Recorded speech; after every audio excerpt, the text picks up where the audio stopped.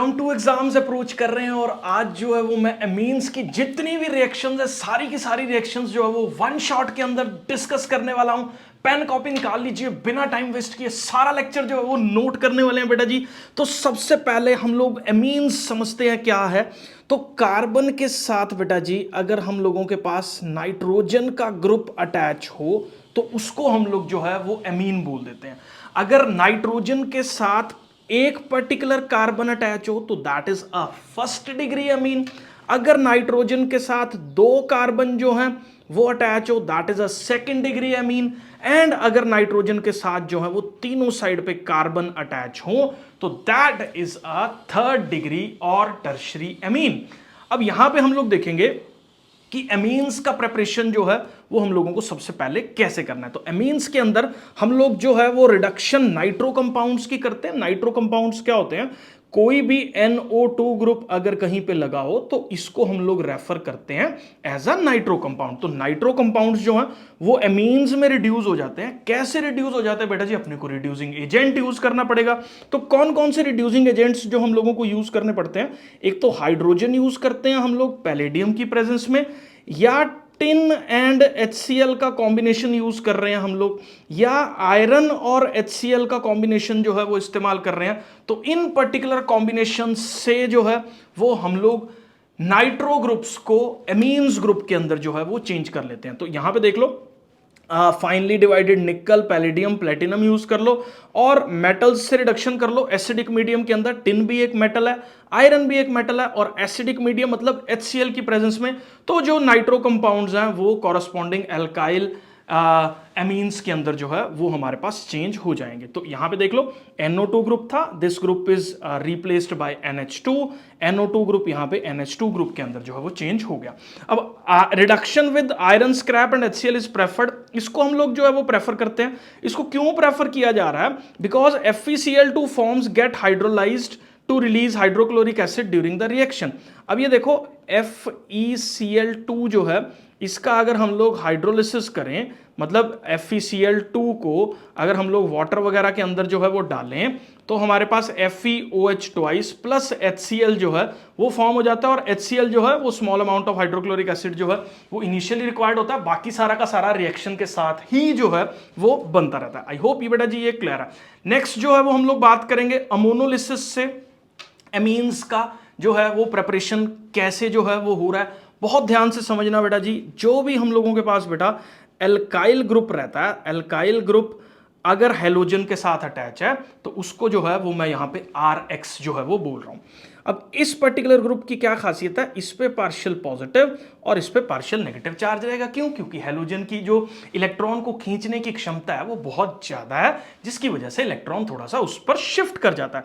अब कोई भी इलेक्ट्रॉन डोनेटिंग ग्रुप जैसे अमोनिया हो गया, अमोनिया के ऊपर एक लोन पेयर प्रेजेंट है, वो क्या करेगा भैया? इसके ऊपर जो है वो अपने पास अटैक करेगा और ये पर्टिकुलर जो है वो इसको छोड़ के चला जाएगा। तो यहां पे हम लोगों के पास जो पहले ग्रुप अटैच होगा हमारे पास RNH2 का फॉर्मेशन जो है वो हो जाएगा, या पहले अगर मैं बात करूं स्टेप बाय स्टेप तो RNH3X का फॉर्मेशन जो है वो हम लोगों के पास यहां पे हो जाएगा, क्योंकि ये ग्रुप जो है वो इस पर्टिकुलर के साथ अटैच हो रहा है। अब अमोनिया ने क्योंकि इलेक्ट्रॉन दे दिए हैं तो इसके ऊपर पॉजिटिव चार्ज आ जाएगा, और यहां पे जो है वो हेलोजन साथ में अटैच हो रहा है नेगेटिव चार्ज वाला, तो ये इस तरह से जो है वो हमारे पास बन जाएंगे। तो इसको हम लोग बोलेंगे सब्स्टिट्यूटेड अमोनियम सॉल्ट का फॉर्मेशन जो है वो हो रहा है। इस रिएक्शन को हम लोग जो है वो 373 केल्विन पे जो है वो करवा रहे हैं।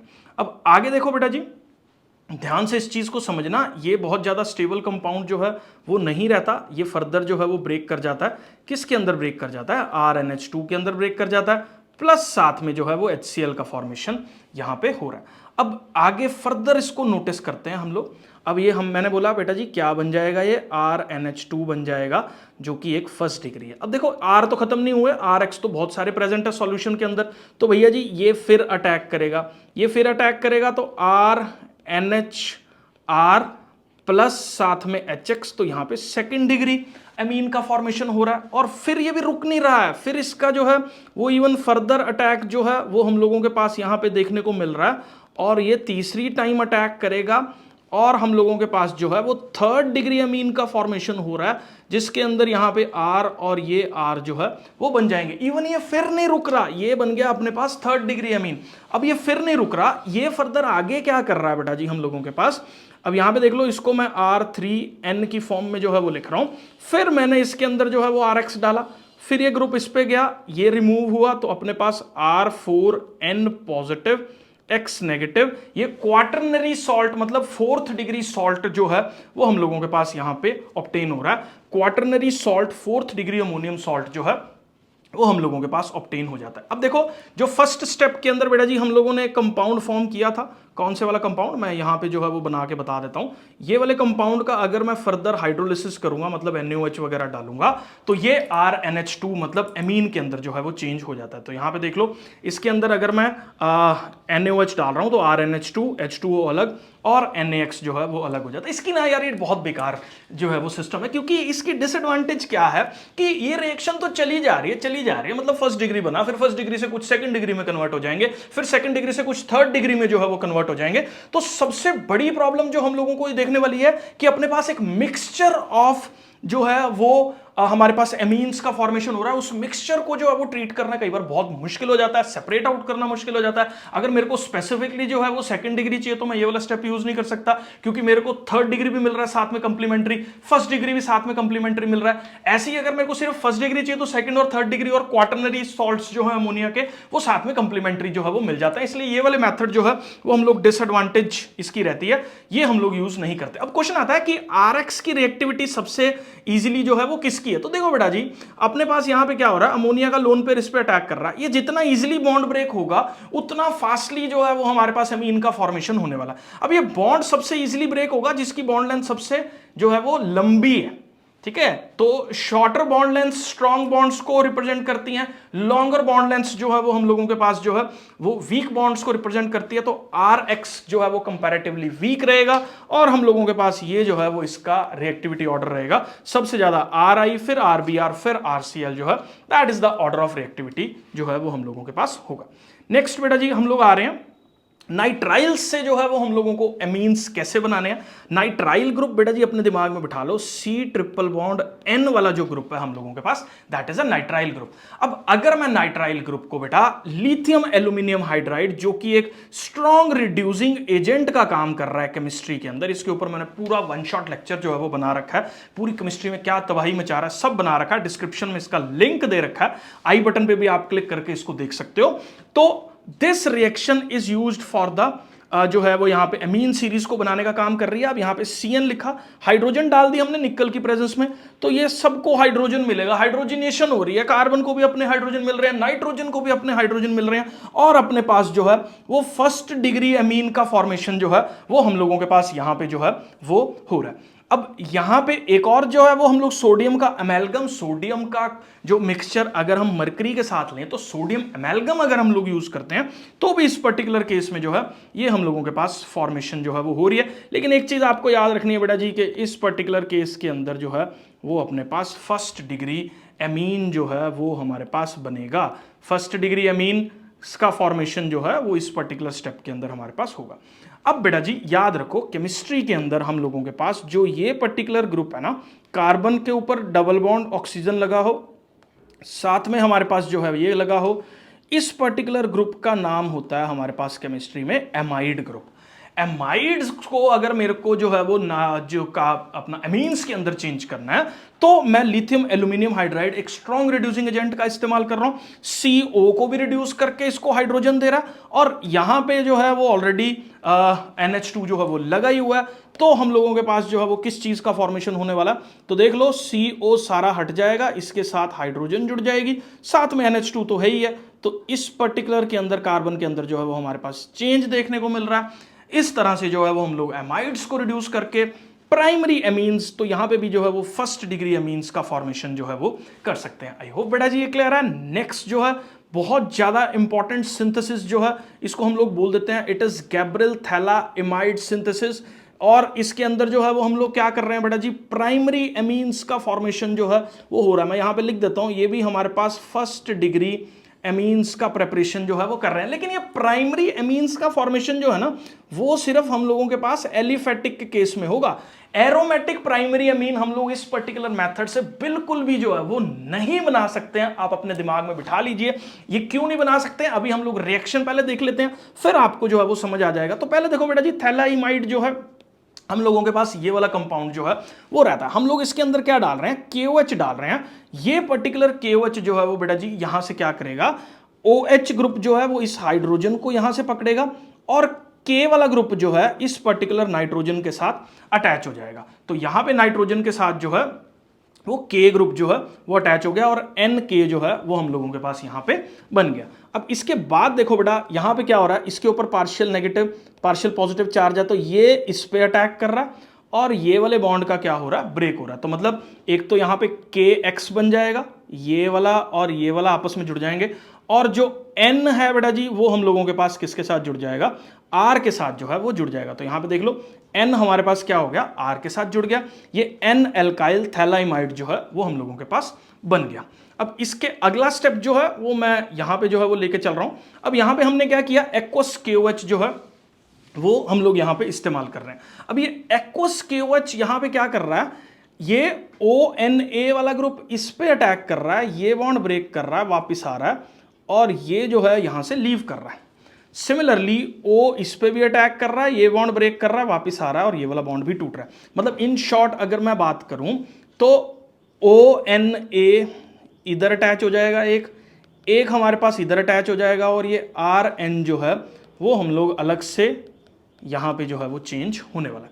तो यहाँ पे देख लो RNH2 फर्स्ट डिग्री जो हमारे पास एमीन है, उस पर्टिकुलर एमीन का फॉर्मेशन जो है वो हम लोगों के पास हो जाता है। अब क्वेश्चन ये आता है कि भैया एरोमेटिक वाला जो है वो हम लोग यहाँ पे जो है वो क्यों नहीं बना सकते। यहाँ पे देख लो एरोमेटिक यहाँ पे लिखा हुआ है स्पेसिफिकली, एरोमेटिक प्राइमरी मीन्स जो है वो इस मेथड से नहीं बना सकते बिकॉज एराइल हैलाइड्स जो है, क्योंकि यहाँ पे देखो यहाँ पे हम लोगों ने क्या किया है, यहाँ पे सब्सटीट्यूशन हो रहा है, ये इधर गया ये चला गया। भैया अगर यहां पे जो है वो एराइल ग्रुप होता तो ये पार्शियल डबल बॉन्ड करेक्टर होने की वजह से ये वाला बॉन्ड ब्रेक ही ना करता।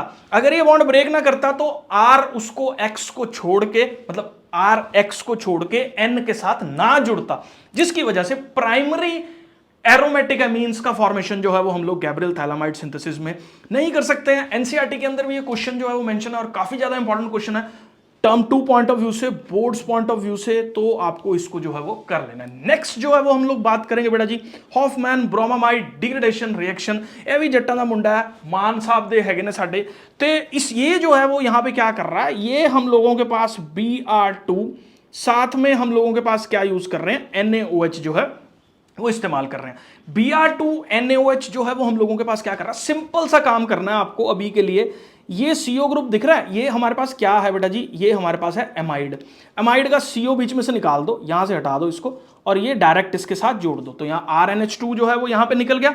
साथ में जो है ये फर्स्ट डिग्री एमीन का फॉर्मेशन जो है वो करेगा और अपने पास क्या क्या बनने वाला है बेटा, NaBr बनने वाला है, Na2CO3 बनने वाला है और साथ में वाटर का फॉर्मेशन होगा। मतलब एमाइड्स को अगर मेरे को एमीन्स में चेंज करना है जो कि एक कार्बन लेस वाला एमीन बन रहा है, क्योंकि यहां पे देखो एक कार्बन लेस, क्योंकि ये पूरा का पूरा CO वाला ग्रुप जो है वो यहां पे हम लोगों के पास रिमूव हो रहा है, तो इसका मतलब एक कार्बन लेस वाला एमीन जो है वो हम लोगों के पास यहां पे फॉर्म जो है वो होगा। तो हॉफमैन मेथड जो है वो प्राइमरी एमीन्स का, यहां पे भी अगर मैं बात करूं बेटा जी तो फर्स्ट डिग्री एमीन ही हम लोगों के पास जो है वो फॉर्म होगा। अब ये कैसे हो रहा है, इथेनॉलिक सॉल्यूशन जो है सोडियम हाइड्रोक्साइड का हम लोग यूज कर रहे हैं, यहां पे माइग्रेशन हो रही है रायल ग्रुप के, अभी मैकेनिज्म्स में हम लोग नहीं जा रहे हैं, तो ये particular reaction name reaction point of view से आएगी, इस बार लिख के ले लो। आई होप बेटा जी ये क्लियर है। नेक्स्ट जो है वो हम लोग बात करेंगे फिजिकल प्रॉपर्टीज की, नहीं करेंगे बात बेटा फिजिकल प्रॉपर्टीज की उसके बाद, क्योंकि मेरा अभी का जो मोटिव है वो सिर्फ रिएक्शंस को कवर अप करना है। रिएक्शंस जो है वो मैं सारी की सारी जो है वो कवर अप करने वाला हूं एनसीईआरटी की। अब बेटा जी देख लेना, ये बड़ा ज्यादा इंपॉर्टेंट कॉन्सेप्ट जो है वो हम लोग यहाँ पे करने वाले हैं। हम लोग करेंगे एसाइलेशन रिएक्शन। एसाइलेशन रिएक्शन जो है वो हम लोगों के पास क्या है, इसको आप थोड़ा सा ध्यान से जो है वो समझ लीजिएगा।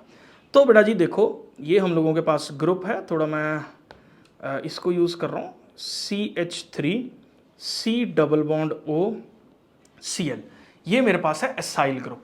इसके अंदर बेटा मैंने डाल लिया प्राइमरी एमीन। तो प्राइमरी एमीन मतलब RNH2, तो यहां पे 2 H जो है वो लगे हुए हैं और साथ में कार्बन कार्बन जो है वो लगी हुई है। ध्यान से समझना, यही सेम फंडा हर जगह पे जो है वो इस्तेमाल हो रहा है। हो क्या रहा है, इसके ऊपर लोन पेयर प्रेजेंट है, इस पे अटैक कर रहा है। क्यों इस पे अटैक कर रहा है? क्योंकि ऑक्सीजन की प्रेजेंस की वजह से ऑक्सीजन जो है वो इलेक्ट्रॉन खींच लेता है, इस पर्टिकुलर कार्बन पे पार्शियल पॉजिटिव चार्ज जो है वो आ जाता है इंडक्टिव इफेक्ट की वजह से। अब ये लोन पेयर इस पे अटैक करेगा, ये बॉन्ड ब्रेक करेगा, वापस आएगा और ये रिमूव हो जाएगा Cl यहां से। और अपने पास जो है वो किस चीज का फॉर्मेशन हो रहा है देख लीजिए, CH3 C double bond O NH, आगे कार्बन, ये जो है वो हम लोगों के पास यहां पे फॉर्म हो रहा है इथाइल इथेने एमाइड। इथाइल इथेने एमाइड जो है वो क्यों फॉर्म हो रहा है, ये हमारे पास इथाइल हो गया, ये इथेने एमाइड जो है वो हम लोगों के पास ग्रुप हो गया CONH वाला जो ग्रुप है। तो इस तरीके से जो है हम लोगों के पास ये रिएक्शन जो है वो हो जाएगी। तो ये फर्स्ट डिग्री अमीन था, इस पर्टिकुलर रिएक्शन के अंदर पार्टिसिपेट कर रहा है। कैसे रिएक्शन हुई है, आई होप आपको क्लियर है।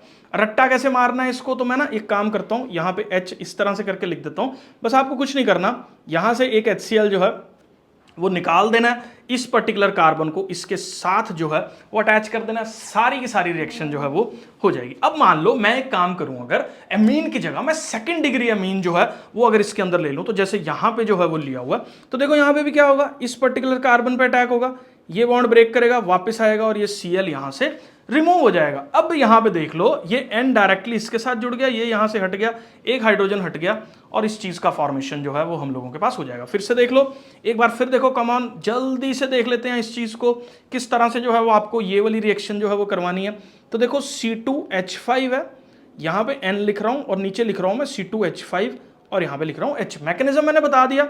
अब इसका Cl का मुंह इधर करके लिखो इसके सामने और यहां पे जो है वो CH3 हो गया बेटा जी, ये निकलेगा बीच में से और हम लोगों के पास देख लो यहां पे बॉन्डिंग जो है वो एग्जिस्ट कर जाएगी, इस पर्टिकुलर फॉर्मेशन का कंपाउंड का फॉर्मेशन जो है वो हो जाएगा। अब इसको NN डाइथाइल, क्योंकि नाइट्रोजन के साथ 2 इथाइल ग्रुप अटैच हैं, तो NN डाइथाइल इथेने एमाइड जो है ये हम लोगों के पास ये वाला ग्रुप हो जाएगा। HCl जो है वो साथ में फॉर्म हो रहा है। अब देखो ध्यान से सोचने वाली बात है, इन रिएक्शंस के अंदर हम लोग बेस का एडिशन जो है वो कर रहे हैं। कारण क्या है, ये रिएक्शन रिवर्सिबल रहती है। अब एसिड प्लस बेस मिलकर सॉल्ट प्लस वाटर का फॉर्मेशन कर रहा है, तो इसका मतलब ये एसिड को ठिकाने लगा देगा। कौन ठिकाने लगा देगा? बेस जो है वो ठिकाने लगा देगा और हम लोगों के पास जो है वो ये रिएक्शन का ये वाला प्रोडक्ट जो है वो अच्छे तरीके से फॉर्म हो जाएगा। अब क्वेश्चन आता है नेक्स्ट पर्टिकुलर रिएक्शन का, ध्यान से देख लेना, इसका भी जो है वो सेम ही मैकेनिज्म है। ये इस बॉन्ड पे अटैक करेगा, ये ब्रेक होगा, ये वापस आएगा और ये पूरा का पूरा ग्रुप यहां से रिमूव हो जाएगा। तो यहां पे भी देख लो, एक H की बली हुई, यहां पे H इसके साथ जुड़ जाएगा, बाकी जो है ये वाला कार्बन इस पर्टिकुलर नाइट्रोजन के साथ जुड़ेगा और ये कंपाउंड्स का फॉर्मेशन जो है वो होगा। यार ये बहुत ही सिंपल है, एक ही फंडा है हर जगह, अगर आप समझ जाओ सीख करना तो यहां पे देख लो बेटा जी, एक सेकंड, ये देख लो अगली वाली रिएक्शन जो है वो मैं आपको बता रहा हूं, RNH2 और ये है हम लोगों के पास C6H5 C double bond O Cl। तो क्या होगा देखो बेटा, इस पे जो है वो हम लोगों के पास अटैक हो रहा है, ये बॉन्ड ब्रेक कर रहा है, वापस आ रहा है, ये Cl रिमूव हो रहा है। तो यहां पे देख लो क्या बना, CH3 NHC double bond O और साथ में जो है C6H5 का फॉर्मेशन जो है वो हो जाएगा। तो ये देख लो, ये वाला कंपाउंड जो है वो हम लोगों के पास फॉर्म हो जाएगा। तो एसिटिक एनहाइड्राइड के केस में भी आपको समझ में आ गया कैसे जो है वो रिएक्शन हो रही है और बाकी केसेस में भी जो है वो क्लियर हो गया। अब ये रिएक्शन बहुत ज़्यादा इंपॉर्टेंट है क्योंकि एज ए टेस्ट रिएक्शन जो है वो इस्तेमाल की जा रही है, कार्बेल एमाइन रिएक्शन। तो एलिफेटिक हो भैया एरोमेटिक हो, कौन से वाला, प्राइमरी एमीन, उसको अगर हम लोग क्लोरोफॉर्म CHCl3 और KOH की प्रेजेंस में हीट कर रहे हैं तो हम लोगों के पास NC ग्रुप का फॉर्मेशन हो रहा है, मतलब आइसोसाइनाइड ग्रुप का जो है वो फॉर्मेशन हो रहा है, या उसको कार्बेल एमाइन भी जो है वो हम लोग बोल देते हैं। लेकिन इस रिएक्शन की बहुत सड़ी हुई गंदी खुशबू आती है, बदबू आती है, जिससे हम लोग ये डिटेक्ट कर पाते हैं कि भैया यहाँ पे प्राइमरी अमीन जो है वो प्रेजेंट था। तो अगर आपको किसी भी टेस्ट रिएक्शन के अंदर ये फाइंड आउट करना हो कि ये प्राइमरी अमीन है या सेकेंडरी अमीन है, इन दोनों के अंदर डिफरेंशिएट करना हो, तो भैया चुपचाप कार्बेल एमाइन रिएक्शन जो है वो लगा दो। सड़ी हुई खुशबू जो है वो आपको अगर आ गई तो हम लोगों के पास जो है वो आइसोसाइनाइड का फॉर्मेशन हो गया, मतलब वो प्राइमरी अमीन ही है। आई होप ये जो है वो क्लियर है। सेकेंडरी और टर्शरी भैया ये वाला टेस्ट रिएक्शन बिल्कुल नहीं देते हैं, ये चीज आपको अपने दिमाग में बिठा लेनी है। This is used as a test for the primary amines का टेस्ट के तौर पे जो है वो इसको हम लोग इस्तेमाल करते हैं। आई होप बेटा जी ये क्लियर है। अब अगली रिएक्शन जो है वो आप लोगों ने पिछले टर्म 1 के अंदर भी इस तरह की रिएक्शंस जो है वो पढ़ रखी हैं। देखो बेटा जी, प्राइमरी अमीन लिया हम लोगों ने, ये बेंजीन के केस में जो है वो पढ़ी थी, और HNO2 NaNO2 HCl 0 to 5 degree Celsius की प्रेजेंस में डाइएजोनियम सॉल्ट का फॉर्मेशन जो है वो कर रहा है। वहां पे हमने करा था उसको बेंजीन, आर ग्रुप जो है वो बेंजीन था। इवन ये particular reaction of diazonium salt का फॉर्मेशन किसी भी एलिफेटिक प्राइमरी एमीन्स के साथ भी टेक प्लेस जो है वो कर सकती है। अगर हम लोग नाइट्रस एसिड यूज कर रहे हैं, एलिफेटिक डाइजोनियम सॉल्ट जो है वो अनस्टेबल रहता है और फटाफट से जो है वो ROH और N2 के अंदर जो है वो ब्रेक हो जाता है, बनता है, लेकिन अनस्टेबल होने की वजह से हम लोगों के पास, क्योंकि रेजोनेंस स्टेबलाइज स्ट्रक्चर है नहीं, रेजोनेंस स्टेबलाइज स्ट्रक्चर नहीं है, तो अनस्टेबल होने की वजह से वो N2 और HCl रिमूव करके अल्कोहल्स के अंदर जो है वो हम लोगों के पास चेंज हो जाता है। आई होप बेटा जी ये क्लियर है। इवन यहां पे भी देख लो, ये डाइएजोटाइजेशन रिएक्शन है, ये तो सेम एज इट इज हम लोगों ने पढ़ी है।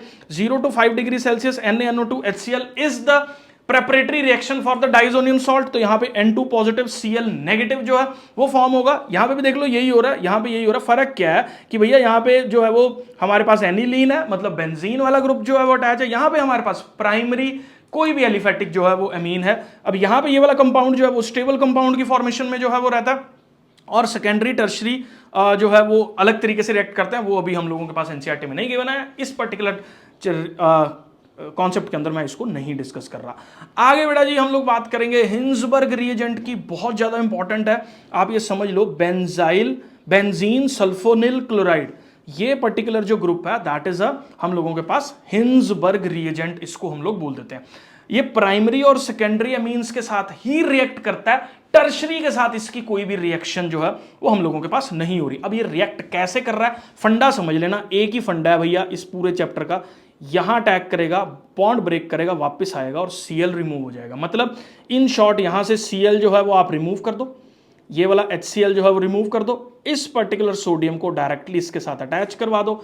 ये देख लो जो कंपाउंड का फॉर्मेशन हुआ प्राइमरी के केस में, उसको हम लोग बोलेंगे N इथाइल, नाइट्रोजन के साथ सीधा इथाइल ग्रुप अटैच है, बेंजीन है साथ में, और सल्फोनो एमाइड जो है वो इसको हम लोग बोल देंगे। तो ये पर्टिकुलर रिएक्शन बेटा जी इवन हम लोगों के पास सेकेंडरी अमीन्स के केस में भी जो है वो रिएक्ट कर रही है। इस केस में भी यही हो रहा है, ये इस पे अटैक कर रहा है, वापस आ रहा है, ये जा रहा है और यहां से रिमूव हो रहा है। तो यहां से भी देख लो, बीच में से सिंपल तरीका याद करने का, HCl निकल जाएगा और ये नाइट्रोजन के साथ जो है वो डायरेक्ट अटैच हो जाएगा और हम लोगों के पास ये जो है वो फॉर्म हो जाएगा। अब देख लो एक सबसे बड़ी इंपॉर्टेंट चीज जो है, ये पर्टिकुलर रिएक्शन बेटा जी भी टेस्ट रिएक्शन के तौर पे इस्तेमाल कर सकते हैं, क्योंकि टर्शरी अमीन्स के साथ जो है ये हमारे पास हिंसबर्ग रिएजेंट जो है वो कोई भी रिएक्शन को शो नहीं कर रहा, तो इसीलिए इसको हम लोग टर्शरी के केस में डिटेक्शन के लिए जो है वो इस्तेमाल कर सकते हैं। Does not give, it is not acidic, tertiary amines जो है वो इसके अंदर पार्टिसिपेट नहीं करते। तो ये this property of amines sulphonyl in different manner, ठीक है, तो ये डिस्टिंक्शन करने में हेल्प करता है और सेपरेशंस में जो है वो हम लोगों के पास हेल्प कर रहा है। आई होप बेटा जी ये जो है वो आपको क्लियर है। अब बेटा ध्यान से देखना, बेंजीन के ऊपर अगर NH2 ग्रुप लगाओ तो वो ऑर्थो पैरा डायरेक्टिंग ग्रुप है, मतलब कोई सा भी अगर हम लोगों के पास Br पॉजिटिव वाला ग्रुप जो है इसके ऊपर अटैक कर रहा है, न्यूक्लियस लविंग इलेक्ट्रोफाइल जो है वो इसके ऊपर अटैक कर रहा है, तो वो जो है वो ऑर्थो पैरा पोजीशंस पे जो है वो अटैच होगा। तो इस पर्टिकुलर केस में हम लोगों के पास Br पॉजिटिव वाला जो ग्रुप है वो 3 प्लेसेस पे जो है वो हम लोगों के पास अटैच हो जाएगा, और ब्रोमीन वाटर जो है वो व्हाइट कलर के प्रेसिपिटेट्स जो है ये हम लोगों के पास फॉर्म होंगे, ठीक है। तो इस तरीके से जो है वो हम लोगों के पास ये पर्टिकुलर रिएक्शन जो है वो होगी। The major problem encountered during the electrophilic substitution of the aromatic amine is that high reactivity substitution tends to occur ortho para position पे। अब मान लो बेटा जी, अब ध्यान से सुनना, मान लो बेटा मैं चाहता हूं कि भैया सबसे बड़ी प्रॉब्लम क्या है कि क्योंकि ये सब्स्टिट्यूशन जो है ना फटाफट से धड़ाम से जो है वो तीनों पोजीशन पे जाके ऑर्थो पैरा मेटा पे नहीं, ऑर्थो और पैरा पोजीशंस पे, तीनों पोजीशंस पे जाके जो है वो ब्रोमीन ग्रुप अटैच होता है। अब मैं चाहता हूं बेटा कि जो ब्रोमीन का ग्रुप अटैच हो या जो कुछ भी अटैचमेंट्स जो है वो हो रहे हैं वो सिर्फ एक स्पेसिफिक लोकेशन पे हो, तो उस पर्टिकुलर चीज के लिए जो है वो मैं क्या कर सकता हूं, बांधने का काम जो है वो कर सकते हैं इस पर्टिकुलर प्लेस को। अब यहां पे देखो क्या हो रहा है, पहले मैं इसके अंदर जो है वो एसिटिक एनहाइड्राइड जो है वो डाल देता हूं। ये एसिटिक एनहाइड्राइड के साथ एक यहां पे कंपाउंड का फॉर्मेशन कर देता है, बहुत हैवी हो जाता है इस पर्टिकुलर जगह से। उसके बाद मैं ब्रोमीन का एडिशन कर रहा हूं। अब इन प्लेसेस पे क्योंकि यहां पे बहुत हैवी ग्रुप्स जो है वो अटैच हैं, जिससे स्टेरिक हिंड्रेंस की वजह से ब्रोमीन ना तो इधर आ पाता है ना इधर आ पाता है। उसके लिए एक ही लोकेशन बचती है, फोर्थ वाली पोजीशन, जो कि पैरा पोजीशन है, जिसकी वजह से सिर्फ यही वाला फॉर्मेशन जो है वो हो जाता है। तो पहले मैं जगह बांध देता हूं, जगह बांध के मतलब वहां पे खलारा डाल दिया, जाके पूरा का पूरा रश डाल दिया, ताकि उसके ऊपर उस जगह पे कोई आ ना पाए,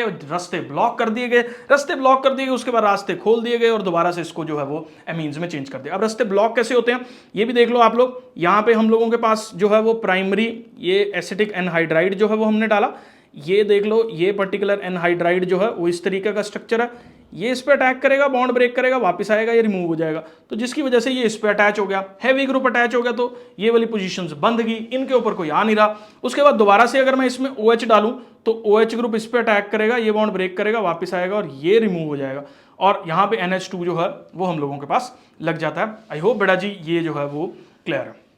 नेक्स्ट जो है वो अगली रिएक्शन के अंदर, बेटा ये बहुत बार मैं इस चीज को डिस्कस कर चुका हूं, कभी भी केमिस्ट्री के अंदर HNO3 और H2SO4 का आपको मिक्सचर दिखे तो उस पर्टिकुलर केस में NO2 पॉजिटिव का फॉर्मेशन जो है वो रहता है। HNO3 जो है वो उसके अंदर से देख लो, इसको मैं बता देता हूं एक बार फिर से कैसे, कम ऑन जल्दी से देख लो इसको, ये OH है HNO3, अब H2SO4 का H पॉजिटिव है जो इसको रिमूव कर देगा वाटर को और यहां पे पॉजिटिव चार्ज आ जाएगा, तो NO2 पॉजिटिव का फॉर्मेशन हो रहा है। अब ये NO2 पॉजिटिव जो है वो ऑर्थो पैरा डायरेक्टिंग जो है वो हम लोगों के पास होता है, ऑर्थो पैरा डायरेक्टिंग होता है, तो जिसकी वजह से ये ऑर्थो पोजीशन पे और पैरा पोजीशन पे ही जो है वो अटैच होना चाहिए था। लेकिन यहां पे पंगा पड़ गया भैया, क्या पंगा पड़ गया कि मेटा प्रोडक्ट भी जो है वो हम लोगों के पास 47% मेटा प्रोडक्ट का फॉर्मेशन जो है वो हो रहा है। अब ये इतना ज्यादा मेटा प्रोडक्ट जो है वो क्यों बन रहा है, क्योंकि बेटा इस सॉल्यूशन के अंदर एसिड प्रेजेंट है, एसिड प्रेजेंट होने की वजह से अमीन जो है ये बेसिक ग्रुप है और ये यहां पे क्या करेगा, NH3 पॉजिटिव जो है